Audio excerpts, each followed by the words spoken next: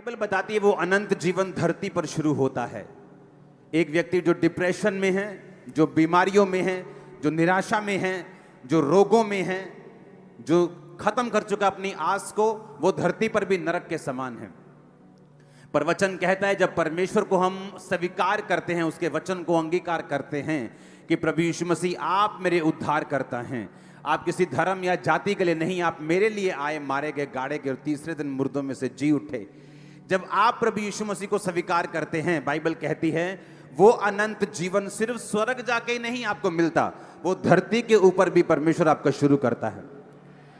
इसीलिए परमेश्वर ने कहा जो विश्वासी होंगे उनका वंश बचाया जाएगा। तो वंश कहां बचाया जाएगा? स्वर्ग में के नीचे? क्योंकि वहां तो कोई वंश नहीं है, वहां कोई शादी नहीं है, वहां कोई एंगेजमेंट नहीं है, वहां कोई डॉक्टर नहीं है, वहां कोई मरीज नहीं है। तो वो अनंत जीवन जिसकी प्रतिज्ञा परमेश्वर ने वचन में की है, वो एक्चुअल में धरती पर ही शुरू होता है। जब आप परमेश्वर को ग्रहण करते हैं, आपके डिप्रेशन खत्म होते हैं, आपके कर्ज खत्म होते हैं, जो बीमारियां जो गरीबी वंशों से चलती आ रही, जब वो खत्म होती है, वो अनंत जीवन जो स्वर्ग में आप पाएंगे, उसका टेस्ट तभी से शुरू हो जाता है आपकी लाइफ में, जिस दिन आप प्रभु यीशु मसीह को ग्रहण कर लेते हैं। शैतान को पता है जैसे आप चर्च जाएंगे आपके गुनाह माफ होंगे, आप अनंत जीवन को पाएंगे, आप जीसस क्राइस्ट को पाएंगे, आप मुक्ति को पाएंगे। और मैंने कहा वो मुक्ति वो सिर्फ स्वर्ग में शुरू नहीं होती। ये सिर्फ मुक्ति इस चीज का नाम नहीं है कि आप मर जाएंगे और स्वर्ग में उठेंगे। नहीं तो लोग बोलेंगे स्वर्ग किसने देखा है, किसी ने नीचे आके बताया क्या स्वर्ग है, हम कैसे विश्वास कर लें स्वर्ग है? तो बाइबल कहती है आपको विश्वास दिलाने के लिए कि स्वर्ग है। परमेश्वर वही काम धरती पर करता है जो स्वर्ग में होते हैं। वो आपको बीमारियों से मुक्त करता है जैसे स्वर्ग में है, वो आपको चिंताओं से मुक्त करता है जैसे स्वर्ग में है, वो आपको कलेशों से मुक्त करता है, डिप्रेशन से मुक्त करता है, श्रापों से मुक्त करता है जैसा स्वर्ग में है।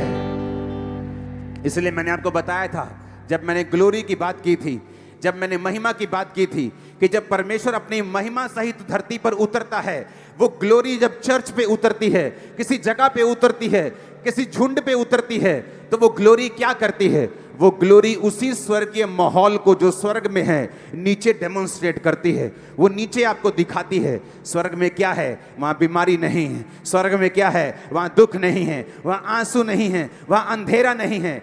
अब वैसी ही जिंदगी उन लोगों की हो जाती है जो यीशु मसीह को स्वीकार करते हैं कि तू हमारा उद्धार करता और हमारा परमेश्वर है।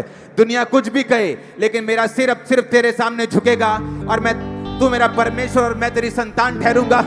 Hallelujah, hallelujah. आपको जो हम दिखा रहे हैं ये आपके हृदय में छप जाएगा।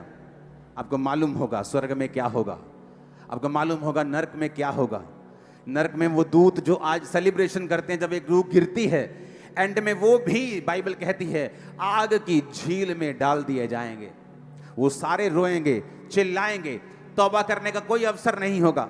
बाइबल कहती है स्वर्ग और नरक के बीच में एक बड़ा गड्ढा ठहराया गया। ना तो स्वर्ग से कोई उनको जाके प्रचार करके बचा सकता है, ना ही नरक से कोई तौबा करके वापस स्वर्ग में जा सकता है। बाइबल कहती है आपको यही धरती पर मौका मिलता है, या तो स्वर्ग चुनने का या नरक चुनने का। यीशु मसीह ने हमको अधिकार दिया है। वो ऐसा परमेश्वर ने जो हम पर थोपे। बाइबल कहती चुनाव करने का अधिकार उसने मनुष्य को दिया है। हम अच्छा बुरा चुन सकते हैं, पाप और परमेश्वर चुन सकते हैं, शैतान और परमेश्वर की राह दोनों में से एक चुन सकते हैं। लेकिन बाइबल ये कहती है जो मुझे चुनेगा, जो जीसस को चुनेगा, जो प्रभु को चुनेगा, वो अनंत जीवन का वारिस होगा। परमेश्वर ने कहा अंत के दिन में मैं अपने सामने के लोगों को जो मेरे दाहिने हाथ खड़े होंगे बोलूंगा, परमेश्वर की भेड़ों को बोलूंगा, जाओ और अपने उस स्वर्ग में जाकर एंजॉय करो, राज्य करो जो तुम्हारे लिए तैयार किया गया।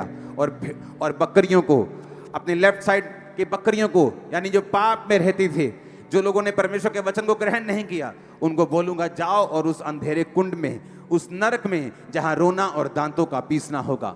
हालेलुया। आपको माहौल देख रहे हैं, आप माहौल को, कौम कौम पर चढ़ाई करेगी, राज्य राज्य पर चढ़ाई करेगा, जाति जाति पर चढ़ाई करेगी। ये कहां लिखा है बताओ मेरे को? कहीं दुनिया की किसी पुस्तक में यह नहीं लिखा सिवाय बाइबल के कि धर्म, जात, एक दूसरे पर चढ़ाई करेंगे और पूरा हो रहा है कि नहीं हो रहा। वो बाइबल सच है, वो जानती है फ्यूचर को भी, आने वाले समय को भी। ये सभी निशानियां हैं, हमें तैयार रहना है। जो हमने आज नज़ारा देखा है, स्वर्ग में भी इससे कई लाखों करोड़ों गुना नज़ारा है। यहाँ तो छोटी सी जगह पे हम नज़ारा दिखा सकते हैं थोड़ा थोड़ा, लेकिन जो असली जगह है, जब हम वहाँ पे देखेंगे नज़ारे को, जब यीशु मसीह आपको स्वीकार करेंगे, जब वो आपको अपना बेटा अपनी बेटी कबूल कर लेंगे, जब वो आपको बोलेंगे धन्य है विश्वासियों के दास, जब वो आपको विश्वासियों के दासी बोलेंगे, आप प्राउड करेंगे परमेश्वर के ऊपर। Hallelujah, hallelujah, hallelujah.